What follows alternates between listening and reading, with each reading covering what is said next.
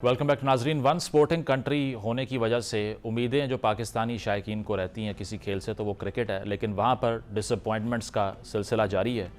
कल के मैच की अगर हम बात करें तो पाकिस्तान इंग्लैंड को फेस करता है और बताया ये जा रहा है तजिया निगारों की तरफ से कि जो कैप्टनसी के डिसीजंस हैं सलमान अली आगा की तरफ से, जो बॉलिंग चेंजेस करवाए गए, जिस तरह की फील्ड प्लेसमेंट उन्होंने रखी, जो सिलेक्शन की, और अबरार की तरह के प्लेयर्स को जो टॉप रैंक्ड प्लेयर्स हैं दुनिया में उनको ड्रॉप किया, शादाब को प्रेफर किया, उसकी वजह से डिफ़ीट देखना पड़ी। और अब पाकिस्तान के सेमीफाइनल तक रसाई के जो चांसेस हैं वो तकरीबन बहुत ज़्यादा रिड्यूस हो चुके हैं। उसकी वजह यह है कि अब न्यूजीलैंड को अपने बाकी के मैचेस हारने पड़ेंगे। उसके बाद पाकिस्तान श्रीलंका को अगर बीट करता है then there is a chance, otherwise तकरीबन ये टूर्नामेंट पाकिस्तान के लिए ख़त्म हो चुका है। क्या वजह है कि रिपीटेडली पाकिस्तान की परफॉर्मेंसेस में कोई कंसिस्टेंसी सामने नहीं आती? क्या वजह स्ट्रक्चर है, मैनेजमेंट है, कोच है या कप्तान है? इस पर गुफ्तगू का आगाज़ करते हैं। साबिक टेस्ट क्रिकेटर आमिर सुहेल साहब मौजूद हैं और senior sports analyst doctor Numan Niaz join कर रहे हैं। आप दोनों का बहुत बहुत शुक्रिया। आमिर साहब, आपसे आगाज़ करूंगा। कल की जो डिसअपॉइंटिंग परफॉर्मेंस हमने देखी है, बेशक मैच जो था वो लास्ट ओवर तक गया, लेकिन ये कैप्टनसी के जो डिसीजन थे उस पर ख़ासा क्रिटिसिज्म भी हो रहा है। कहा जा रहा है क्रिकेट IQ का इशू है। अब इंडिया के अगेंस्ट जो मैच था उसमें ईशान किशन की हमने जो इनिंग्स देखी, नज़र यही आ रहा है कि अगर कोई प्लेयर ऑपोजिशन का क्लिक कर जाए और मारना शुरू कर दे तो उसके बाद में हाथ पांव फूल जाते हैं, कोई स्ट्रैटेजी नहीं बनती उसको आउट करने के लिए। और कल हैरी ब्रूक ने जिस तरह अप दी ऑर्डर आके डोमिनेट करना शुरू किया, nobody had an answer to that. क्या इशू है पाकिस्तान की स्ट्रैटेजी में कि आपको वो प्रेडेटरी इंस्टिंक्ट नज़र नहीं आती और अब दोबारा से हम इफ़ एंड बट्स पर आ चुके हैं कि कोई टीम किसी और से हार जाए, कोई किसी और से जीत जाए, फिर क्वालिफाई कर सकते हैं, अदरवाइज़ हमारा जो फेट है वो अनसर्टन है? देखिए, एक तो आपका क्वेश्चन जो है बहुत ही ज्यादा लोडेड है और इसमें थोड़ा सा टाइम चाहिए होगा जवाब देने के लिए। देखिए, बात यह है कि आपने खुद ही कहा कि क्रिकेट IQ वो लैक करते हैं। जब भी आप किसी जगह पे बैटल में जाते हैं या आप compete कर रहे होते हैं, आपकी एक स्ट्रैटेजी होती है, प्लान A। अगर वो आपका काम नहीं करता, you suddenly revert to plan B।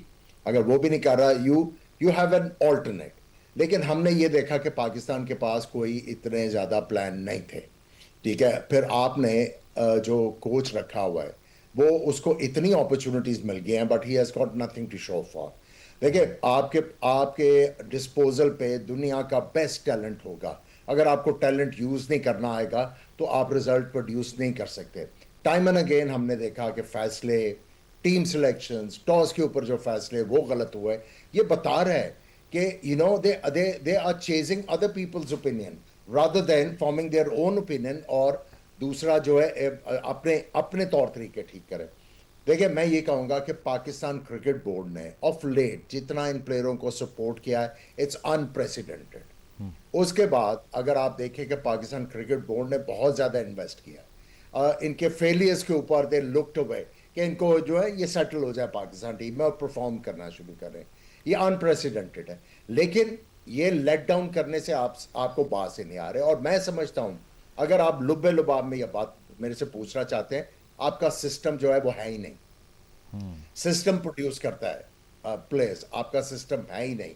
वो बिल्कुल जो है वो उसका खाना खराब कर दिया हुआ हमने। वो एक नारा था कि डिपार्टमेंटल क्रिकेट बंद करो, ये करो, वो करो, हमारा स्ट्रक्चर ठीक नहीं है, हमने उसका बेड़ा गर्क कर दिया। और उसके बाद सोने पे सुहागा ये है कि हमारे एक्स क्रिकेटर्स जो हैं, ठीक है ना, वो इतने अरसे से पाकिस्तान क्रिकेट को जोंक की तरह चिमटे हुए हैं, आज तक बेहतरी नहीं हो रही।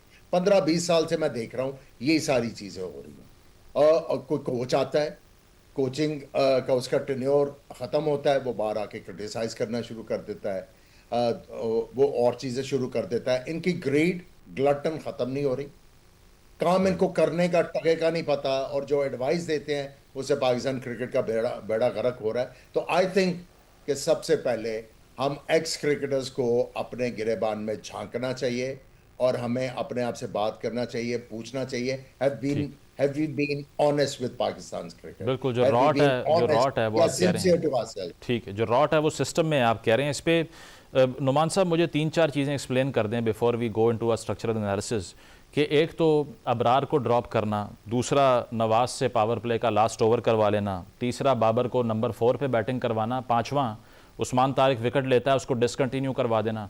लास्ट ओवर में शादाब की जगह आप पिक कर रहे हैं फास्ट बॉलर को, जबकि सामने टेल एंडर है, मिस्ट्री स्पिनर को शायद वो इंगेज ना कर पाता।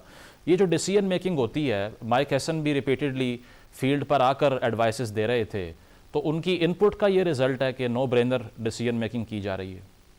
सबसे पहले तो ये नो ब्रेनर नहीं है। एक तो I will second whatever Aamir ने कहा ना, ब्रिलियंटली सेड हर चीज के आपके यही जो क्रिकेटर्स है रीइंफोर्स कर रहे हैं फेलियर्स को। अब आपके सवाल का जवाब, अनफॉर्चुनेटली जो मुझे सर्कमस्टांशियल एविडेंस पिछले 8 महीने से मिल रहा था, इब्रार को हमने कभी भी 3 मैच इकट्ठे नहीं खिलाए थे टिल वेरी लेट। उसका रीजन ये था कि वी वर कंटेम्पलेटिंग कि हमने शादाब खान को वापस लेके आना है और वो फेवरेट है आपके कोच का। इसका मतलब है हमने ना सिर्फ के 15 रुकनी जो टीम बनाई थी वो अकोमोडेट किए प्लेयर, बल्कि 11 में भी हम इंटेलेक्चुअली डिसऑनेस्ट डिसीजन लेते रहे। अब कल ही के मैच की बात मैं आपको करके बताऊं, आमिर को सेकंड करूंगा कि यार बाबर आजम ने 6 मैच में 91 रन बनाए, साइम अयूब ने 70 रन बनाए 14 की एवरेज से, सलमान आपका जो कप्तान है आगा सलमान 60 रन 12 की एवरेज से, उस्मान खान 52 रन 13 की एवरेज से, शादाब जो है 111 रन 4 इनिंग में। इसका क्या मतलब है, सारे इकट्ठे फेल हो गए। This mean the system is rotting and ये लड़के डिजर्व नहीं करते थे जिनको आप खिला रहे थे। अच्छा, अभी कल आपने उस्मान तारिक वाली बात की, उसमें भी सर्कमस्टांशियल एविडेंस मिलता है कि वही आपके पास चांस था जब आपने ऊपर से आउट कर दिया, बजाय कि आप उसको दोबारा लेके आते। अब आपने पहले शादाब से एक ओवर कराया, क्यों? क्योंकि विकेट गिरी थी ताकि शादाब के 2-3 ओवर पूरे हो जाएं और उसको उसके ओवर निकालने थे, बजाय कि आप ये सोचते ग्रेटर थिंग्स कि हमने हैरी ब्रूक को आउट करना है। हम उसको नामीबिया के अगेंस्ट उस्मान खान से ऊपर भेज रहे थे कि कुछ रन्स कर ले तो हम जस्टिफाई कर लें उसकी selection over Ibrar, which was ridiculous indeed. Wicket keeper अब लेके नुमान साहब sorry to cut you here, but ये शादाब की प्रमोशनल 11 है क्या कि सारे मुल्क के एक नेशनल इंटरेस्ट को एट स्टेक लगा के हम ये चाह रहे हैं कि जबरदस्ती वो परफॉर्म करके दिखा दे किसी तरह? Why so? What's the reason? The reason is Islamabad United, the reason is the person connect, और Mike Hassan thinks that Shadab is the best thing that has happened to international cricket. उसने तो उस दिन जब बाबर को embarrass किया है वो जो प्रेशर में, जब उसने खुद नंबर 4 पे खिला रहा है और उसके बाद कह रहा है कि जी as an opener ICC tournament में उसका 100 से नीचे स्ट्राइक रेट है और 10 ओवर के बाद वो बैटिंग नहीं कर सकता, तो क्या आपने 4 ओवर के लिए उसको नंबर 4? वो तो ऐसे लग रहा था कि शायद उसकी विशेष के अगेंस्ट सिलेक्ट हुआ बाबर और अब वो उसको एक्सपोज कर रहा है। तो ये आपकी कल बहुत चीजें क्लियर नजर आ रही थी कि आप प्लेयर प्रोटेक्ट करते रहे at the cost of your national pride and match की जो एवेंचुअल रिक्वायरमेंट्स थी वो आपने पूरी नहीं की। ठीक है, प्रोग्राम में एक ब्रेक लेते हैं, ब्रेक के बाद वापस आएंगे। Stay with us. Welcome back नाजरीन। T20 वर्ल्ड कप के हवाले से हमारी गुफ्तगू जारी है। आमिर साहब, एक और चीज़ जो मैंने नोटिस की है वो ये है कि दुनिया भर में लीग क्रिकेट के आने के बाद पिंच हिटर्स या स्ट्राइक रेट के ऊपर जाने का जो फिनोमेना है वो क्रिएट होता है।